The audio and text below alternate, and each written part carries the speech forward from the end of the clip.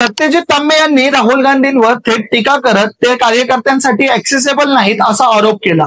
भारत जोडो यात्रेदरम्यान संपर्क साधूनही प्रतिसाद मिळाला नाही असं सांगत त्यांनी राहुल गांधींच्या नेतृत्वावरील कमतरतेवर बोट ठेवलं। त्यांच्या वडिलांनी 3 वेळा पत्र लिहूनही उत्तर न मिळाल्याचं ते म्हणाले। या वक्तव्यावर तत्काळ प्रतिक्रिया देत बाळासाहेब थोरातांनी त्यांना चांगलंच सुनावलं। बालिशपणा सोडा आणि मॅच्युअर व्हा। काँग्रेसने तुम्हाला किती मोठं व्यासपीठ दिलंय ते विसरू नका। आपल्यावर उपकार करणाऱ्यांची तृण लक्षात ठेवायला शिकावं असं थेट बजावलं। इतकंच नव्हे तर काय बोलावं आणि काय नाही हे शिकायला हवं असं म्हणत त्यांनी अप्रत्यक्षपणे तांबेंच्या राजकीय परिपक्वतेवर प्रश्नचिन्ह उपस्थित केलं।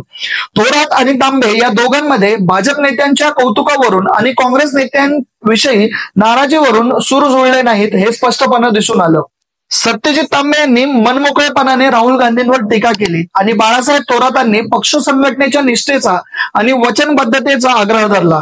यातून एक गोष्ट समोर येते की मतभिन्नता वाढत आहे, पण त्याचे परिणाम एकात्मतेवर होईल का असा प्रश्न उपस्थित होतो। आता खरा प्रश्न असा उरतो की राहुल गांधींवरून मामा भाचनमध्ये फक्त मतभेद आहेत की खरंच वाद रंगलाय।